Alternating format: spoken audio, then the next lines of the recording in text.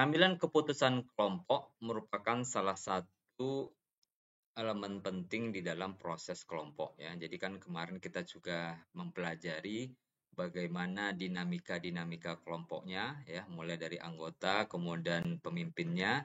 Nah, salah satu produk yang ada di dalam kelompok itu adalah keputusan ya. Jadi kalau kita bergabung dalam suatu kelompok, tentu keputusan ini tidak ya merupakan suatu hal yang lazim ya, yang terjadi di dalam kelompok. Adapun yang kita akan bahas di sini adalah definisinya, kemudian keuntungan atau kerugian di dalam proses pengambilan keputusan kelompok, kemudian model pengambilan keputusan dan biasnya ya yang terjadi di dalam kelompok.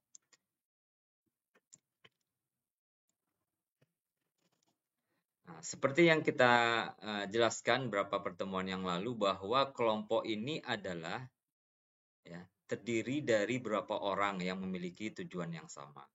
Jadi memang kelompok baik dalam satuan yang terkecil minimal 2 orang ataupun satuan yang besar gitu ya, yang global sifatnya global. Itu salah satu yang terjadi di dalam kelompok adalah yang sifatnya rutin adalah proses pengambilan keputusan. Nah, bagaimana proses itu ya? Karena proses pengambilan keputusan ini melibatkan dua hal ya, dua elemen ya. Yang pertama pemimpin dan yang kedua adalah anggota. Nah, bagaimana interaksinya ya atau faktor-faktor apa yang menentukan di dalam proses pengambilan keputusan? Nah, ini nanti kita akan bahas ya. Bahwa di dalam proses pengambilan keputusan itu tidak hanya peran utama itu pada pemimpin, tetapi juga pada anggota-anggota yang lain gitu ya. Nah, sekarang kita lihat apa itu yang dimaksud dengan pengambilan keputusan. Pengambilan keputusan merupakan upaya ya menggabungkan dan mengintegrasikan informasi yang ada untuk memilih satu dari beberapa kemungkinan tindakan. Ini menurut Baron and Birne ya.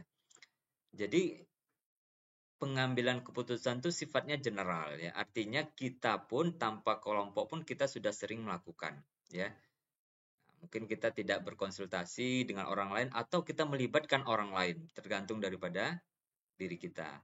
Jadi sesuatu yang sebenarnya sudah sering kita lakukan ya, setiap waktu ya, bahkan setiap jam ya, kita ingin ke kampus, jam berapa, pakai apa gitu ya, dengan siapa, itu kan merupakan bagian daripada pengambilan keputusan yang sifatnya personal ya. Tentu dalam proses pengambilan keputusan itu kita akan melibatkan orang-orang yang kiranya mampu memberikan sumbangsi kepada kita. Nah, kalau dalam konteks kelompok ya, proses pengambilan keputusan kelompok ini akan sedikit berbeda ya. Jadi kalau kita lihat ya, jelas ya, definisinya sama, cuma konteksnya berbeda.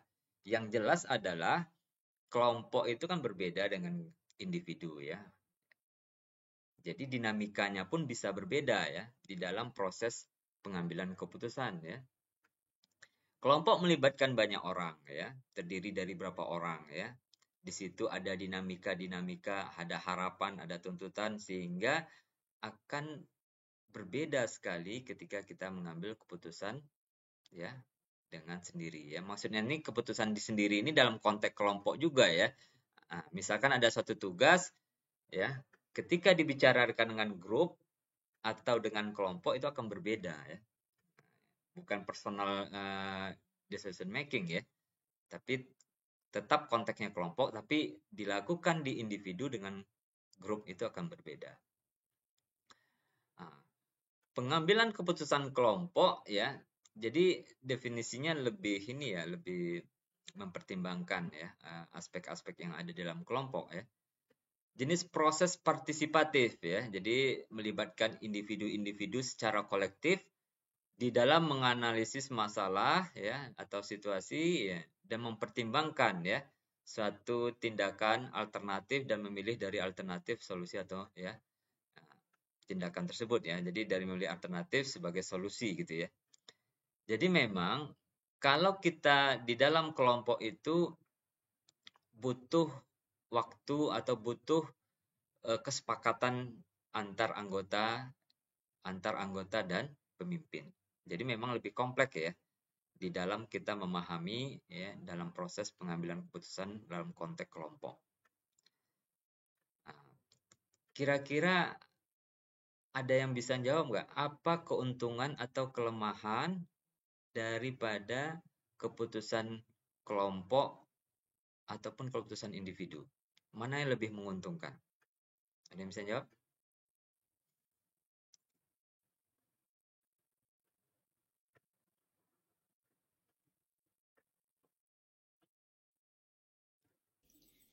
Apa perbedaannya atau apa keuntungannya kalau kita menggunakan atau melakukan pengambilan keputusan secara berkelompok?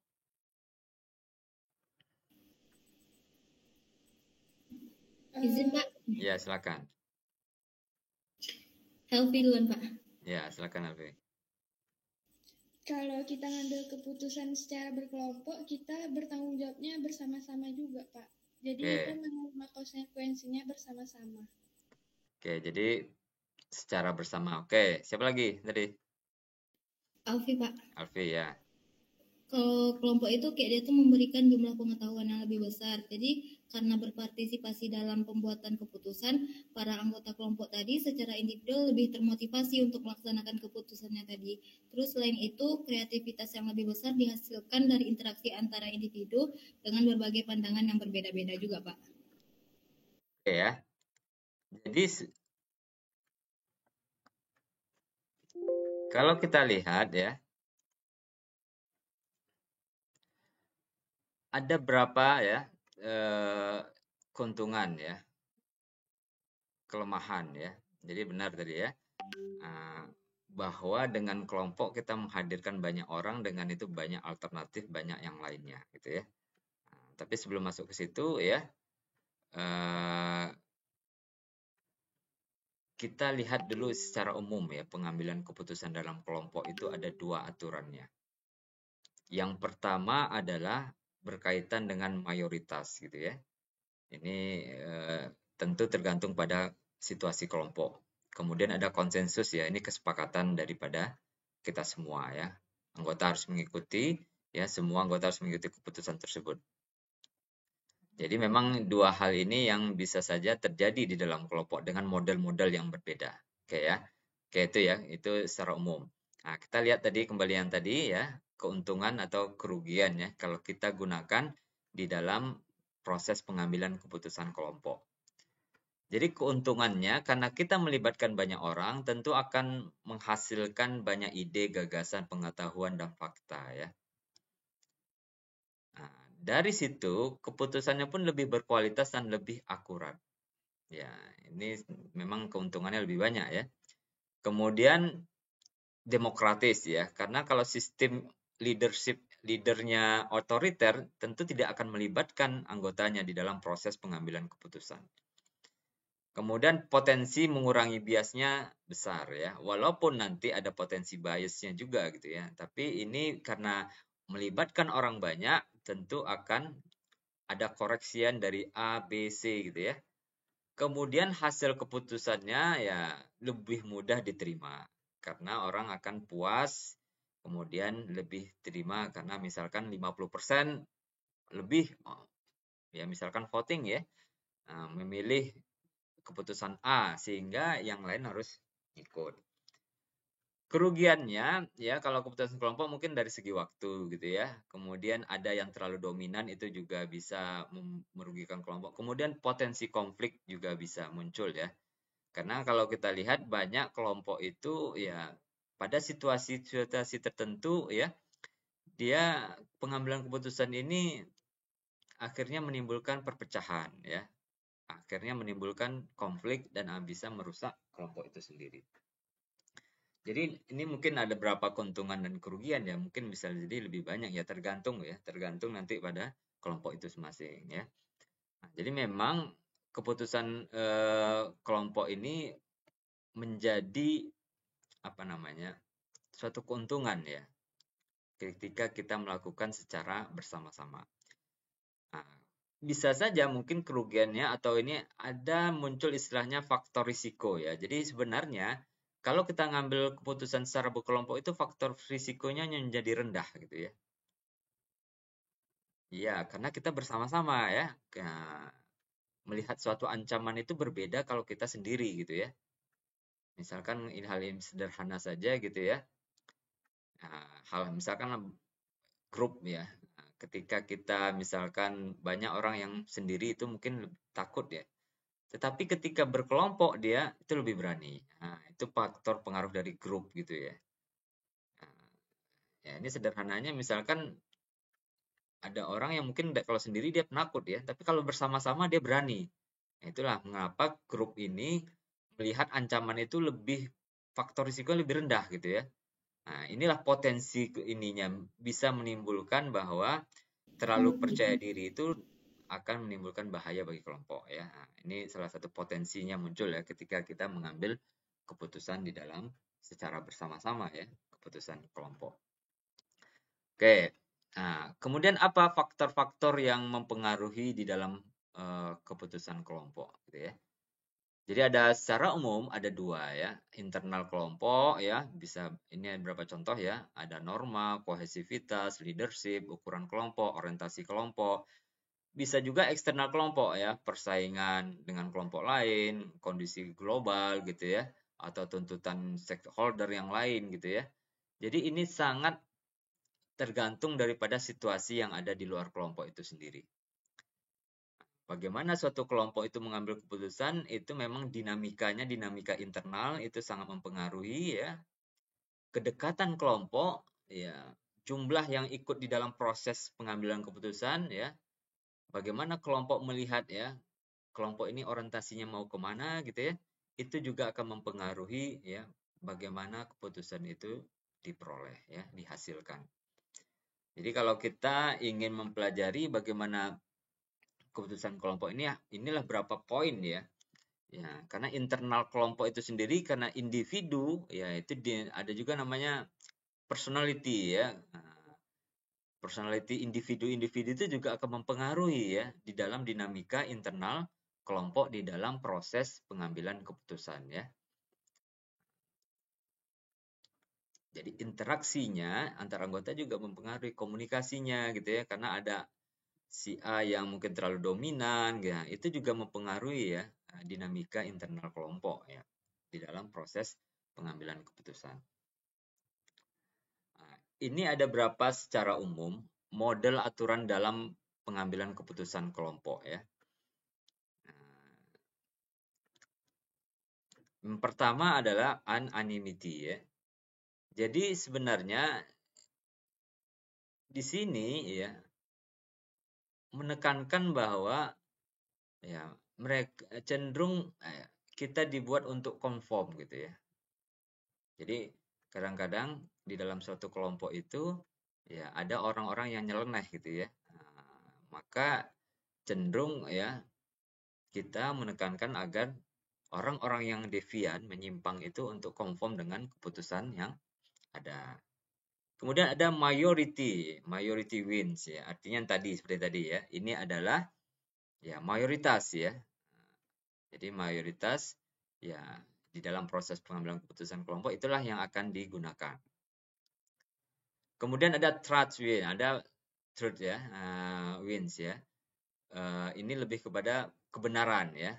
Diskusi muncul yang dianggap benar. Jadi suatu keputusan ya ketika diskusi akan diambil ketika dianggap sebagai suatu kebenaran.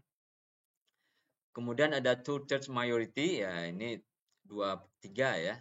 Jadi di dalam kelompok itu bisa mungkin akan lebih kuat kalau 2/3 dari kelompok itu ya mayoritas ya itu mendukung daripada keputusan. Atau first shift ya. Nah, ini pengambilan keputusan berdasarkan opini yang pertama kali muncul ya. Nah, jadi ini macam-macam gitu ya di dalam variannya, di dalam aturan di dalam pengambilan keputusan kelompok. Ini tergantung daripada kelompoknya. Umumnya ya kalau kita kan mungkin lebih banyak menggunakan ya majority ya. Majority bisa 2/3 gitu ya. Kayak misalkan pemilu gitu kan mayoritas ya. Atau dalam sidang-sidang parlemen kalau tidak sampai kepada musyawarah maka kita akan voting ya itu akan menggunakan hukum aturan mayoritas ya. Kemudian di dalam model pengambilan keputusan itu ada ya istilahnya brainstorming ya. Jadi brainstorming ini digunakan untuk ya meraih atau mendapatkan ide-ide gitu ya. Ya, dari anggota-anggota. Jadi ide-ide apa saja yang muncul kemudian di dalam pikiran dicatat, kemudian nanti baru didiskusikan ya. Jadi semakin banyak ide dengan mempertimbangkan positif dan negatifnya, maka akan lebih banyak peluang untuk diperoleh alternatif-alternatif sehingga pilihannya menjadi yang lebih baik. Kemudian kalau di dalam bukunya Forsyth ya, kita kemarin mungkin sudah baca sebagian, ada namanya teori fungsional ya. Teori fungsional ini ya sebuah analisis yang konseptual ya, jadi memang urut gitu ya. Jadi ada yang 4 elemen yang harus kita perhatikan. Yang pertama adalah orientasi, diskusi, ya, decision ya, kemudian implementasi. Jadi dalam orientasi ini ya, jadi dia memperhatikan setiap tahap-tahap ya. Dia memperhatikan orientasi ini adalah problem ya, definisi problemnya apa gitu ya. Kemudian merencanakan prosesnya. Jadi ini orientasi gitu ya. Kemudian baru masuk diskusi gitu ya. Mengingat-ingat informasi, pertukaran informasi, memproses informasi. Disinilah kita bertujuan untuk mengumpulkan sebanyak mungkin informasi. Nah, dari semua informasi baru dipilih gitu ya. Dipilih ya satu keputusan ya. Kemudian dari keputusan itu dilakukan tindakan atau implementasi, kemudian dilakukan evaluasi dan melaksanakan keputusan tersebut ya. Jadi dalam implementasi ini kan ada evaluasi dan melaksanakan dan evaluasi ya, dan nanti kembali lagi ke orientasi gitu ya. Jadi ini siklusnya ya, alurnya ya di dalam teori fungsional. Kemudian ada juga menurut Fromm ya, normative model of decision making. Jadi ini tahapannya ada 5 ya. Ada modelnya ada 5. Ya, pertama decide, kemudian consult group nih individual yang pertama dan kedua, kemudian fasilitasi, kemudian yang terakhir delegasi. Jadi di sini Rum melihat bahwa di dalam proses pengambilan keputusan itu punya model yang cenderung kemana ya suatu kelompok ya, efektifnya kemana. Misalkan yang pertama gitu ya, decide gitu ya. Di sini peran leader itu sebagai pengambil keputusan. Sementara anggotanya hanya menyediakan informasi-informasi. Jadi memang peran leader ini agak penting ya. Jadi agak dominan di yang model yang pertama, decide ya. Yang kedua, konsul ya, ketika ada masalah ya, kemudian leader itu mengajak berdiskusi individual-individual yang ada di kelompoknya, memberikan masukan. Jadi ini ada lebih sifatnya partisipatif ya, tetapi sifatnya individual. Sementara yang ketiga ini lebih grup ya. Jadi yang kedua itu individual, ini melibatkan kelompok-kelompok yang ada di dalam ya, kelompok kecil yang ada di dalam kelompoknya ya. Kemudian baru dari situ leader bisa mengambil keputusan. Kemudian yang keempat fasilitasi. Di sini yang agak lebih berimbang gitu ya. Di sini leader dengan grup yang ada atau anggotanya itu saling bertukar informasi ya, mencapai kesepakatan, memfasilitasi ya, sehingga menghasilkan keputusan secara bersama-sama. Dan yang terakhir ini delegasi, ini kecenderungan peran leader ini hanya sebagai support gitu ya, pendorong. Maka kelompok yang ditugaskanlah itu ya mengambil keputusan. Karena di sini leader beranggapan bahwa kelompoknya atau anggotanya sudah mampu ya mengambil keputusan yang terbaik.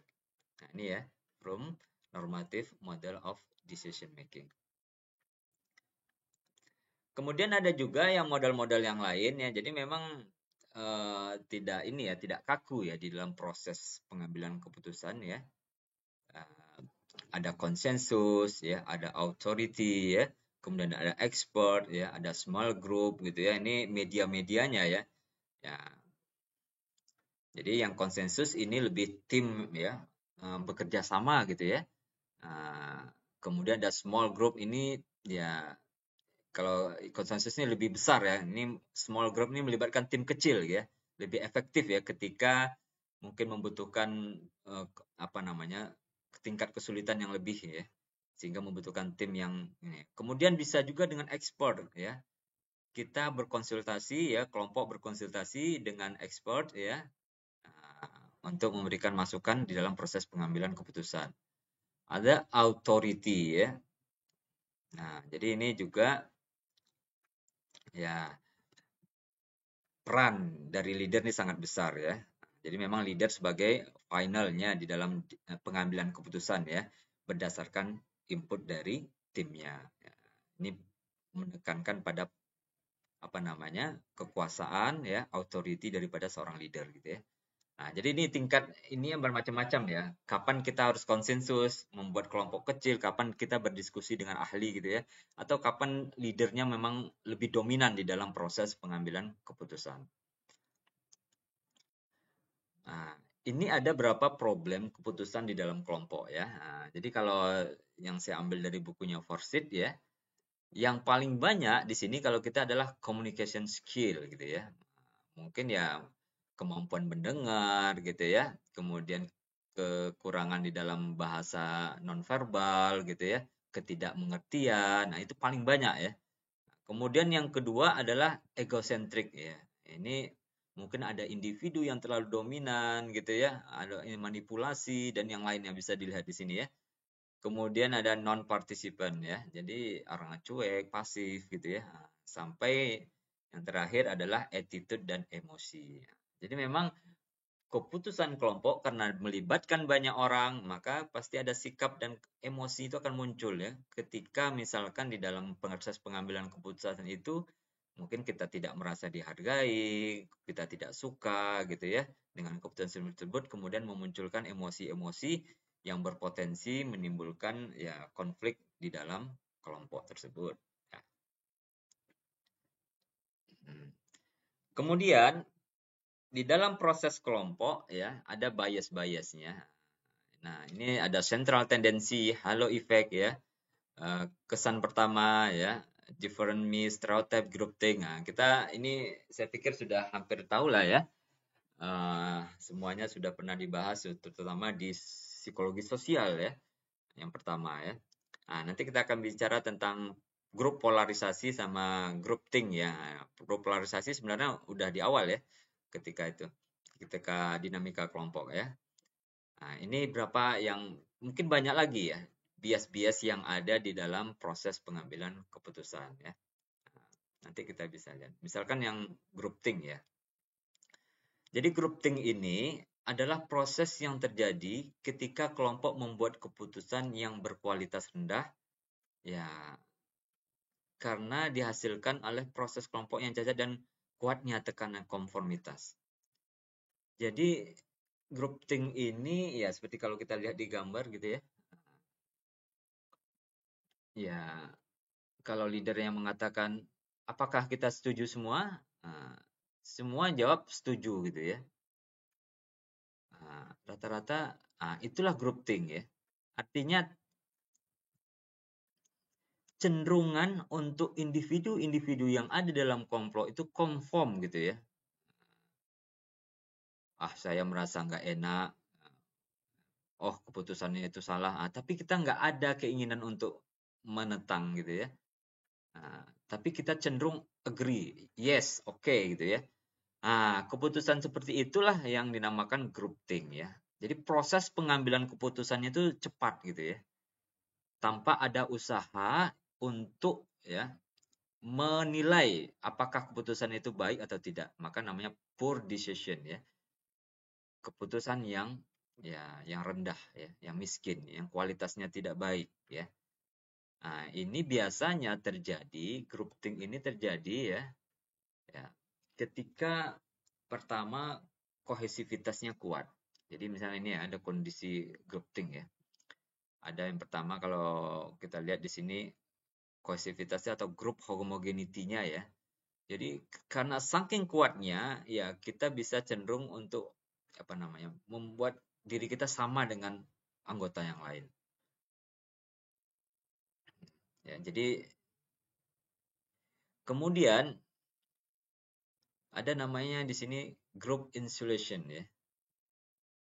Jadi kelompok itu tidak mengambil atau mencari, menganalisis informasi yang sumbernya dari luar. Jadi dia hanya fokus pada kelompoknya ya. Jadi dia tidak mencari alternatif daripada sumber dari luar. Atau promotional leadership ini yang cenderung dominan pada leaders ya. Sehingga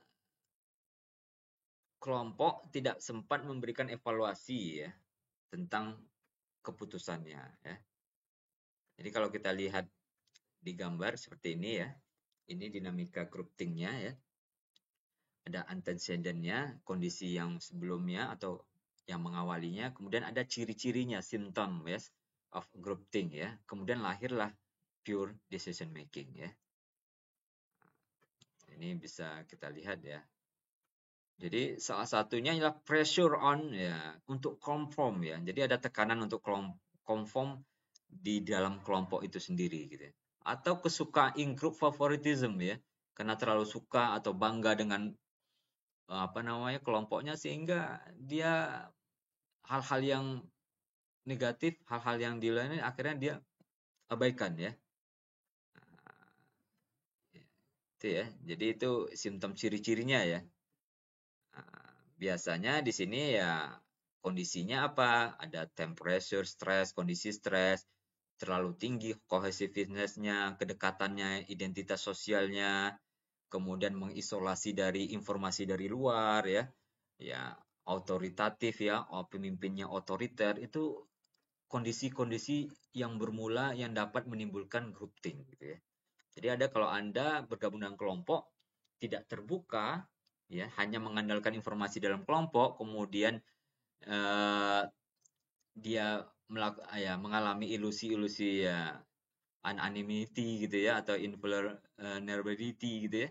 Maksudnya ya dia menganggap satu yang ancaman atau risiko itu nggak ada gitu ya. Jadi aman-aman saja tuh kelompok gitu ya. Akhirnya apa? Dia hanya fokus kepada dirinya. Hanya fokus kepada internal kelompok. Padahal ketika dia lihat dari luar sudah banyak perubahan. Sudah banyak informasi-informasi yang up to date.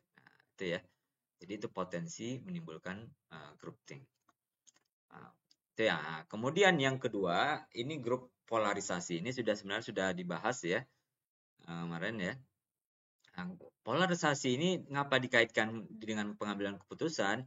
Karena grup polarisasi ini terjadi ketika ya orang dengan cara pikir yang sama itu bertemu dan berdiskusi ya dalam satu topik yang tertentu itu dapat meningkatkan gitu ya.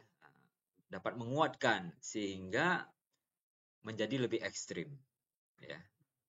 Jadi kalau misalkan ya dalam kelompok saya itu tidak suka ke A ya.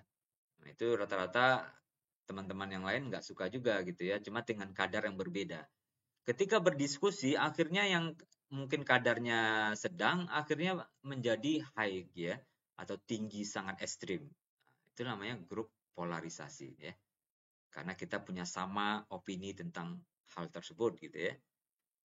Maka biasanya kelompok yang seperti ini ya akan cenderung menghasilkan ya tadi kualitas pengambilan keputusan yang kurang bagus ya. Ini contohnya tadi ya, gambarnya ya. Bagaimana ya, mungkin di sini ketika sebelum diskusi gitu ya, ada di netral gitu ya.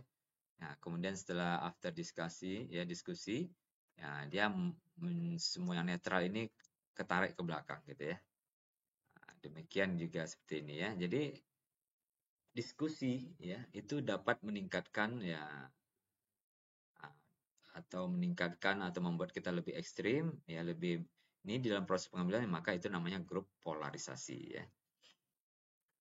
Nah, bagaimana di dalam perspektif Islam? Ya, sebenarnya dalam Islam sudah banyak contohnya ya. Sebelum psikologi pun Islam sudah menerapkan proses pengambilan keputusan. Di sini ada surah Asy-Syura gitu ya, ayat 38 ya. Kita disuruh ya orang-orang beriman itu kalau kita melakukan ya pengambilan keputusan maka lakukanlah dengan musyawarah. Nah, inilah sebenarnya musyawarah ini sebenarnya diskusi ya atau kesepakatan antara anggota ya. Dan inilah mungkin yang terbaik ya dengan memperhatikan masukan-masukan gitu ya. Tetapi ya ini kan konsep ini kan diadopsi oleh Indonesia. Ada keputusan di dalam musyawarah ini Pancasila ya. Tetapi kalau tidak bisa ya karena mungkin karena jumlah anggota banyak ketika misalkan anggota dewan memilih ini satu-satu ini ya maka yang paling mudah adalah kita dengan melakukan voting kayak memilih pemimpin, presiden dan yang lainnya ya. Nah, voting ini tentu suara terbanyak ya. Apakah 50+1 ataukah siapa yang paling banyak suaranya? Itulah. Nah, jadi memang di dalam Islam dalam proses pengambilan keputusan itu tidak diatur gitu ya, tidak diatur secara detail modelnya, sesuai dengan mana yang terbaik pada zaman itu. Karena kalau kita lihat bagaimana proses pengambilan keputusan kita memilih pemimpin di dalam Islam itu kan berbeda-beda ya. Ada yang mulainya penunjukan gitu ya. Ada yang disebut perwakilan ketika Umar dipilih kan itu perwakilan gitu ya. Atau nanti setelah itu ada sistem monarki gitu ya, ketika Umayyah, Bani Umayyah atau Abbasiyah ya, di dalam memilih pemimpin. Jadi memang tidak ada yang baku ya, sesuai dengan konteksnya mana yang terbaik.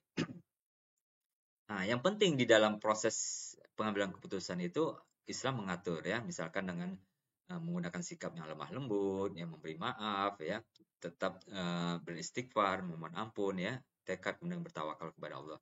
Jadi memang aturan-aturan di dalam diskusi ini yang menjadi concern ya di dalam perspektif Islam. Modelnya itu tidak diatur secara detail sehingga memungkinkan menggunakan model-model misalkan demokrasi atau mungkin model yang di Arab Saudi gitu ya, model kerajaan. Nah, itu memang ada plus minusnya ya.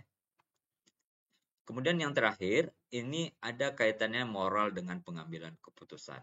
Jadi memang kalau di dalam pengambilan keputusan ini, kalau dikaitkan dengan agama, pasti ada sisi moralitasnya. Nah, jadi ini penting juga ya, karena ini banyak juga diteliti di dalam psikologi kelompok. Misalkan social dilemma ya, atau apa namanya ya, social dilemma, the sweet dilemma ya. Mungkin Anda pernah lihat ini ya. Nah, ini ada juga penelitian-penelitian seperti ini gitu ya. Nah, kalau di sini ya, kalau ada kereta api gitu ya, jadi kondisinya misalkan ini Anda gitu ya, kemudian ada rel, 2 rel gitu ya. Nah, sekarang kalau kita diam saja, ini ada tuas ya, ada tuas yang akan membelokkan, kalau dia tekan kuasnya ya, dia akan belok ke yang ke 1 ya. Nah, kalau dia biarkan, kereta api ini akan melindas 5 orang, yang meninggal 5. Tetapi kalau dia tekan tuasnya, maka yang meninggal cuma 1. Nah, sekarang Anda pilih yang mana?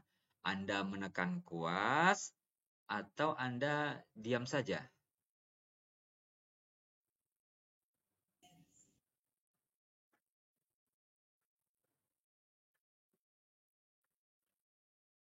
Ayo.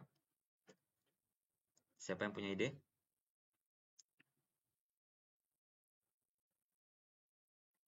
Kalau Anda diam, maka dia akan lurus jalannya ya. Akan melindas atau yang mati ada 5 orang. Anda diam atau Anda tekan kuas? Tekan tuas, Pak. Kenapa tekan kuas? Karena yang meninggal cuma 1 orang, Pak. Ya, Kalau ada sepakat semuanya? Sepakat, Pak. Nah, oke ya. Jadi memang kalau di jumlahnya orang cenderung menggunakan apa namanya? Yang cara kedua, menekan dengan menghindari jumlah korban yang banyak. Oke. Kalau kondisinya, kalau yang satu ini adalah saudara Anda, apa yang Anda lakukan?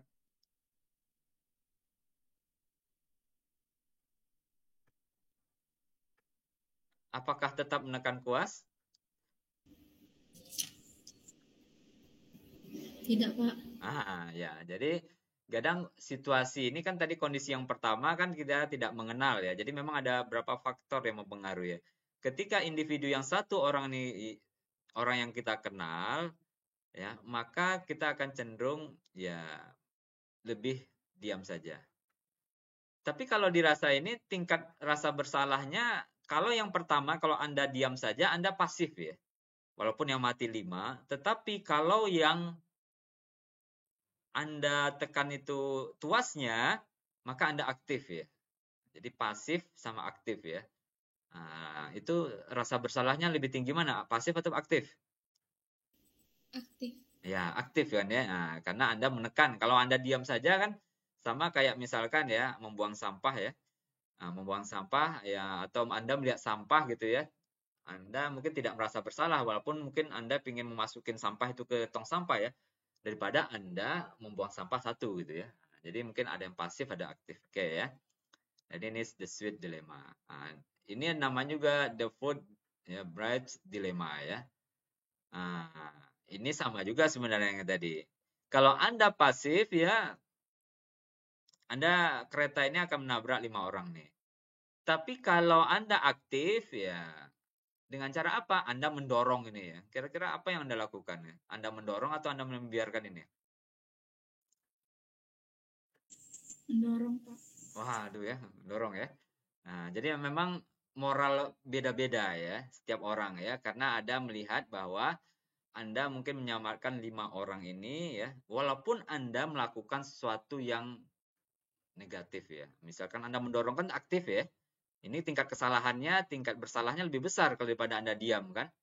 Nah, tapi di sini juga dengan mendorong nih ya Anda berharap akan menghentikan kereta gitu ya, walaupun belum tentu ya. Tapi mungkin pilihannya itu ya, dengan mendorong yang satu ini jatuh, maka yang 5 ini terselamatkan ya. Jadi memang pilihannya pilihan secara umum masih memilih mendorong ya, walaupun tingkat bersalahnya lebih besar daripada membiarkan. Dan ini akan berbeda ketika nanti ya, yang satu orang ini adalah orang-orang yang terpenting dekat kita, saudara kita, yang lainnya. Oke ya, itu berapa dilema yang banyak kita temukan di situasi sosial ya, di lingkungan kita. Baik, mungkin itu saja yang bisa saya sampaikan pada sore ya, menjelang sore ini. Kita akhiri. Assalamualaikum warahmatullahi wabarakatuh.